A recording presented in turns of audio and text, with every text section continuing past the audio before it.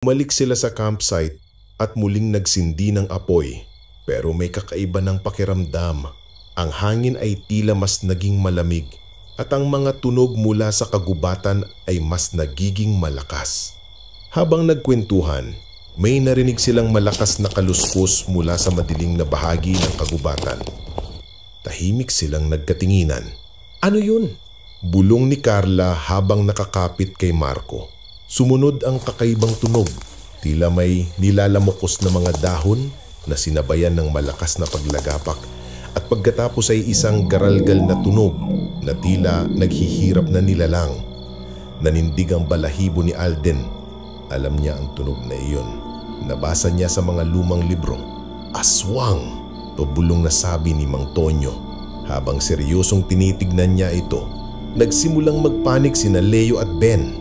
Imposible yan! Kwento lang yan! Sigaw na Leo, pero ang boses niya ay nanginginig.